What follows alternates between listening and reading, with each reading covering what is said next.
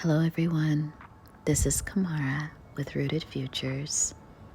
I hope you're doing well, and I want to thank you for following this channel and taking a moment to listen to my downloads and channeled messages. So this morning, it's a very interesting start of my day, and I want to tell you a little bit about this day because I was supposed to be doing something completely different today. I was supposed to be facilitating a training. But the funny part was that, to give you a little history, I had done a training for this particular organization last year, and I thought it was okay, but the participants didn't seem to really connect with my topic. And I thought maybe it was virtual and this was a particular group that needed things done in person. I just didn't get the sense that even there was an energetic exchange where I wanted to do it again. So I felt it was interesting. Late last year, they invited me again to present.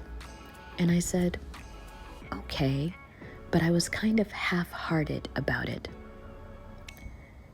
And I'll talk about that later a little bit more, but I said yes. And then at the beginning of this week, they email me and they say, we don't have enough people registered. We may have to come up with an alternative plan. And I thought to myself, okay, they're paying me for this workshop, so whatever they want to do. But then they email me yesterday and they say, we don't have enough people, but maybe you could just show up, and if we get at least this many people, we can proceed with the workshop. But if not, we'll just cancel it. And I thought to myself, okay, they cancel it. And then they said at the end, without compensation. And I thought to myself, why would I set aside the time for this? Especially since they didn't market the event for the number of people they actually wanted to attend. There's one thing to ask me to do something, but to market it too, I thought to myself, okay, maybe I thought that's why I was half-hearted about this, because I didn't sense that this was a group that I was particularly connecting with. So we had a conversation, and I ended up having this day off because I had cleared my calendar of everything. I had rearranged to see all of my clients in the beginning of the week, which was definitely a labor. So today I thought, Spirit must want me to do something else with my day. And I woke up this morning and I meditated, because that's something I do every morning just to start my day. And then sometime after meditating, I was listening to a reader on YouTube. I like to do that in the morning sometimes. And she talked about this interesting subject where she said that there are spirits sometimes that might become attached to you and want all of your energy and don't want you to get in partnership with someone else or to become prosperous and work on things. Like, it's kind of an energy that's around you that just wants to be your spiritual partner. It's very possessive energy. And she was saying that sometimes even if you date people, they may have this possessive energy about them, and it actually disrupts your mission, your purpose. And I thought about that for a while. I mean, she explained it in different terms, but this is how I was getting what she was saying.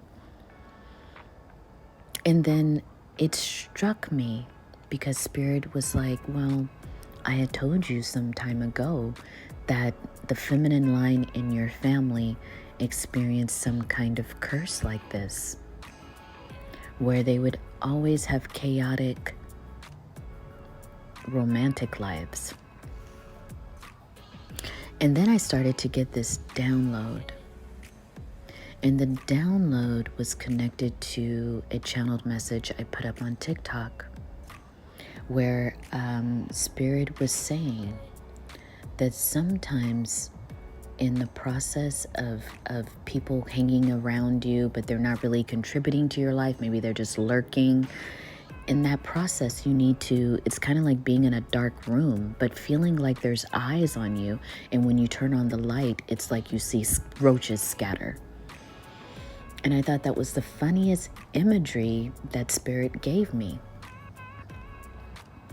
And I realized this morning when I was getting the download that Spirit wanted to continue from this place. So let me read it to you. Because when I'm receiving a download like this, I write it down and then I ask Spirit, is this for me or do I need to share it? And it was something I needed to share.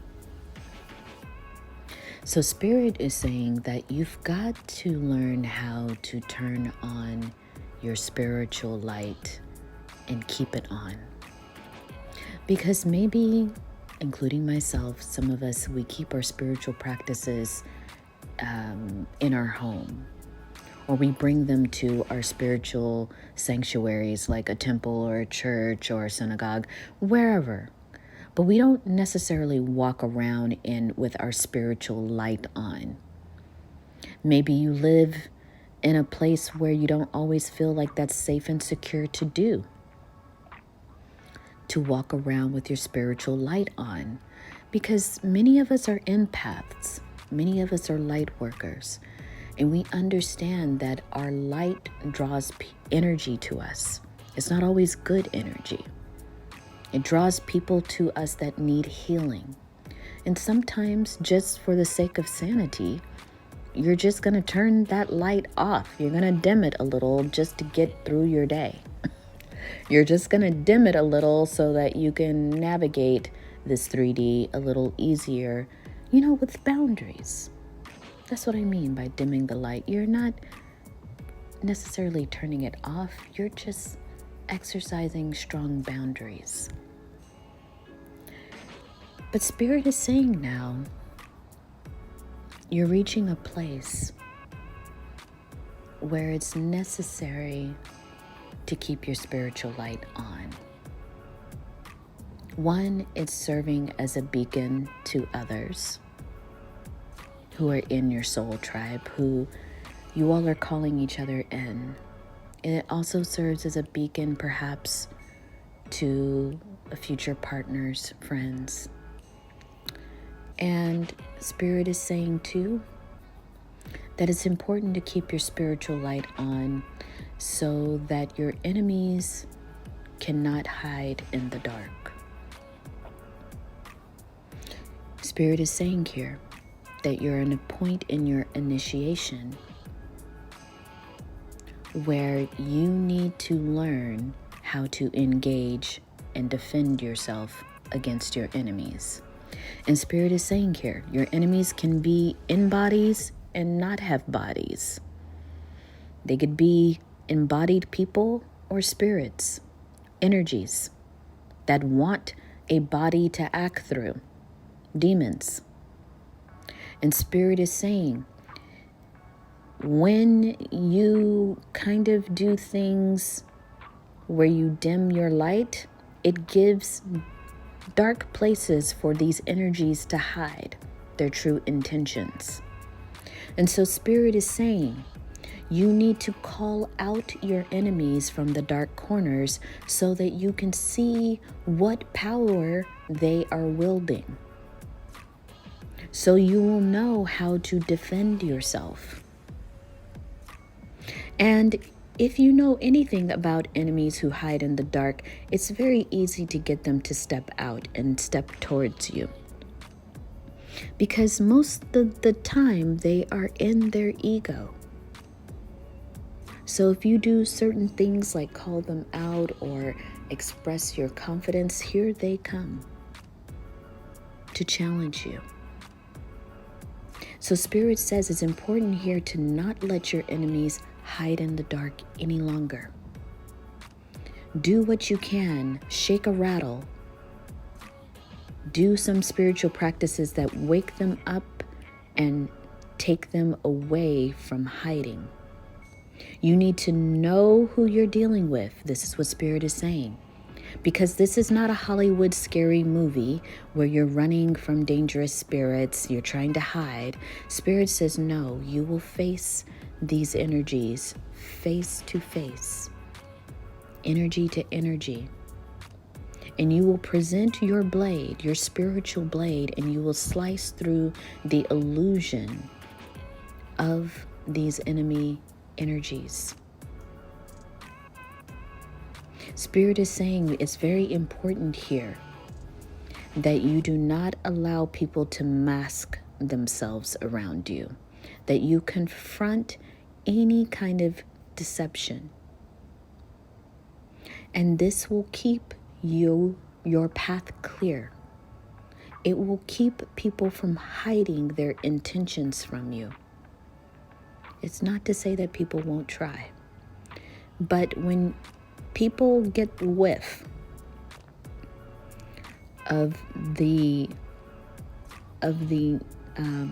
action that you take around deceit, they will be less apt to try it with you. So Spirit is saying here, it's important to get into that practice, to call people out, to call out these energies so that you know, and you get to practice defending yourself with whatever it is they use as a tool. So Spirit is saying here that it's time to work with the tools of the Ascended Masters. In Tarot, you are the Fool. You have a knapsack full of these tools of the Ascended Masters. You have the blade to slice through illusion. You have the cup to fill with sacred water, holy water. You have the wand to ignite your fire and give yourself a circle of protection. And you have the pinnacles to secure your peace. And secure might mean that you need to be able to put yourself in places that you can keep yourself safe and secure. You know, one example of that, and it could be many examples, is maybe you need to move to a safer, secure location. Something like that.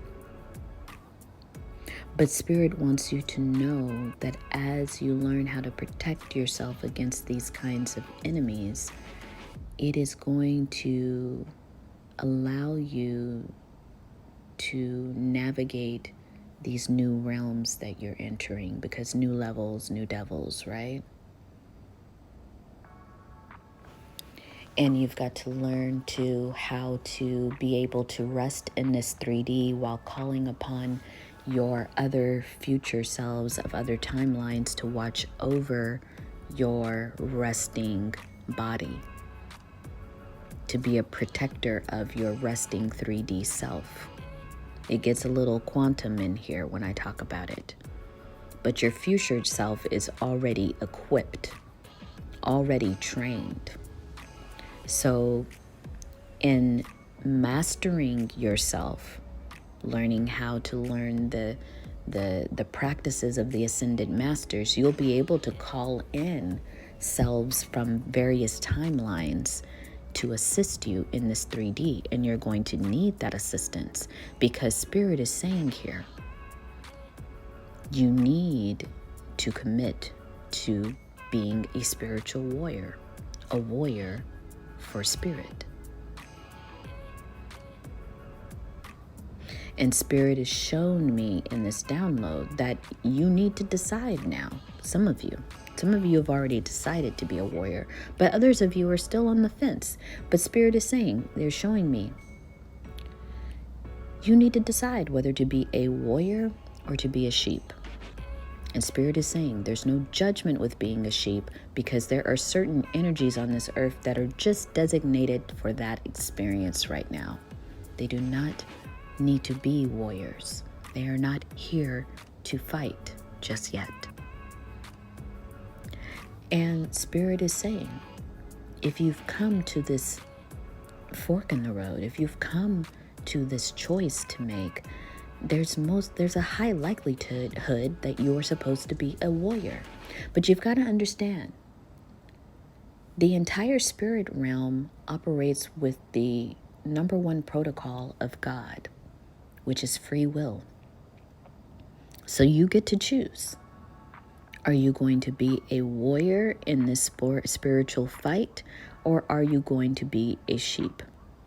Because sheeps are herded by man. And Spirit is showing me the sheeps are controlled by the reality of man. So when you are a sheep, you are subject to the whims of man. Whereas when you are a warrior for spirit, you are subject to God's command, to Spirit's direction.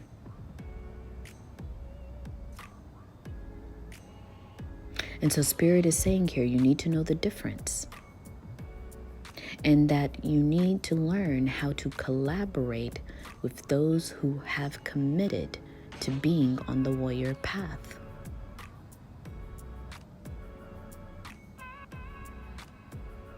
Not the people who are half-hearted about the work to be done. So I want to go back to that original statement of being half-hearted earlier. Because there's an important teaching that I got from a beloved teacher. She was really hardcore when she was in this 3D. She's a community ancestor now, one that I hope sits at the feet of God. But she left teachings, Angeles Aaron. And she said here, in her studies of being in connection with many indigenous communities, she said here that in many indigenous communities, the heart is the bridge between Father Sky and Mother Earth. And for many of these communities, the practice is called the four-chambered heart. And that it is the source for sustaining emotional and spiritual health. When you operate from the four chambers of the heart, you are being full, open, clear, and strong. She says that it's important to check your condition of your four-chamber heart every day by asking yourself, am I full-hearted? Am I open-hearted? Am I clear-hearted? And am I strong-hearted? Because when we are not full-hearted, we approach life, people, and situations half-heartedly. The experience of feeling like we need to do something, we should do something, breeds half-heartedness. And half-heartedness is an announcement of wrong placement, wrong alignment. And it's time to remove yourself from situations in which you are wrongly aligned.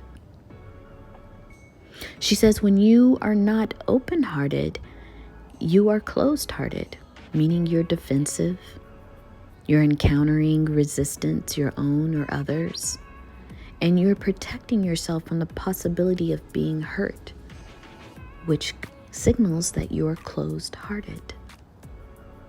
And she says the answer here is to make sure that you soften the heart, that you reopen the heart, and you engage in practices that do that.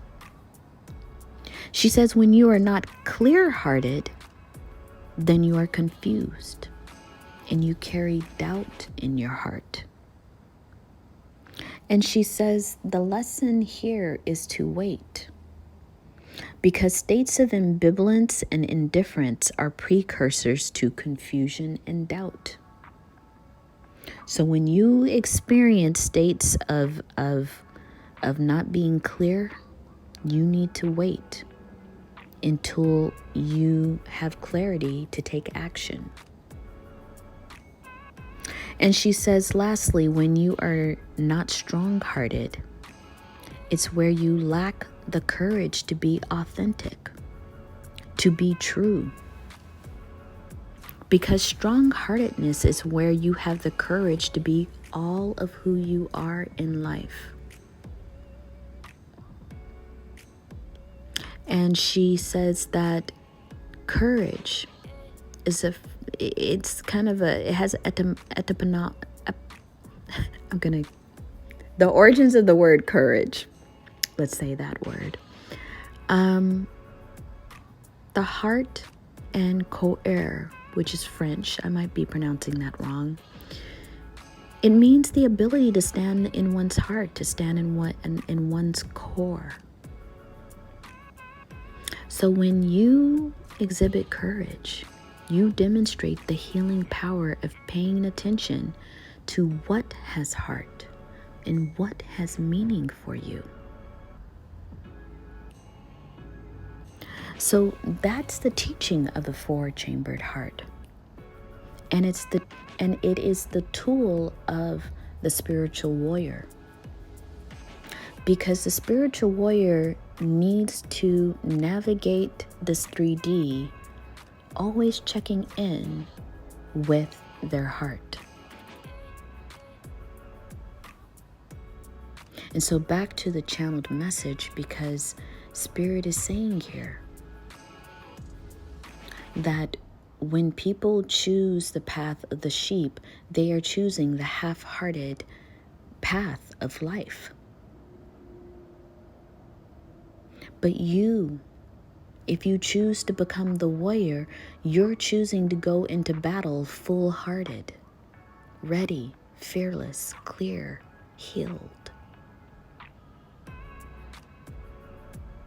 And so Spirit is saying that you're at a place where you can't, and they use this word, you can't fuck around with people who don't know themselves, who can't see clearly.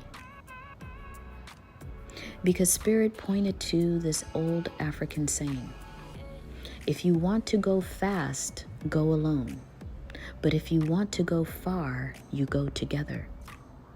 And Spirit is pointing out here with that saying that you need to know that life consists of both of those actions at times, that the journey will consist of both going it alone so that you can go quickly somewhere, and also going together so that you can go further. And Spirit is saying you will need to cultivate discernment to know when it's time to go alone and when it's time to go together. But you, even in going together, if you got direction that it's time to go together, to go in community or to go in partnership, you need to know who those partners are. You need to be able to discern that and intuit that and know that. And so lastly, Spirit is saying, and this includes me, that some of you are looking for a partner. You're looking for friendships. You're looking for your soul tribe. And Spirit is saying here that when it is time to meet your partner, to meet this soul tribe, to meet your community, you will know them. There will be no confusion because your lives mirror each other. If you are being called to be alone right now, so are your soulmates. And soulmates, I put an S on that because that can be an intimate partner, that can be friends, that can be community. But Spirit is saying too that you have many soulmates. It's like a petal on a flower. A flower has many petals. They're kind of showing me like a daisy or something. And they're saying sometimes those petals, they all connect to a center, right? A souled center. And so you got to know that you have as many soulmates as you have petals on a flower. And you are one of those petals for somebody else. But sometimes on occasion, you'll see a petal will get ready to fall off a flower, while other petals stay strong and rooted to the center. So know in this soulmate's journey that people are sometimes in different places. And when you meet them, yes, the energies align, but if they're not ready, if they're falling away from the center of the soul of the tribe, there's nothing you can do about that. They must have a different journey. And so Spirit says here, eliminate your distractions around chasing and finding these people, these energies. When it is time, you will be together and you will go far. But this may be a time where you need to go it alone to make some concentrated efforts on your path. And they say in between there, everyone's getting different direction. That is why you have to learn to go within. Sit in your stillness, sit in your silence, and hear the voice of Spirit and your own inner wisdom. But Spirit is distinctly saying here, you don't need to chase anything. So that is what I heard this morning, among some other things, but that was what I was told to share. And I hope that you find some information in these channeled messages. Some of it may resonate with you, only very little may resonate with you. And I understand that's how it goes. But I am not seeking a large following with some of these, with any of these messages. I mean, they just do what they do. Sometimes Spirit gives me a message and I'm not even clear why that's the message, and that's the one that a lot of people like. There's other messages where I'm like, wow, this is really deep for me, and very few people want to hear it. So I understand it's not directed by me. I am just a vessel, just like you. So let's stay connected. If you resonate with how I do these channeled messages, if you have some commentary, please put it below. And if you are inclined, please follow this channel and click that bell. You will get notified when I upload new material. Thanks so much. Take care.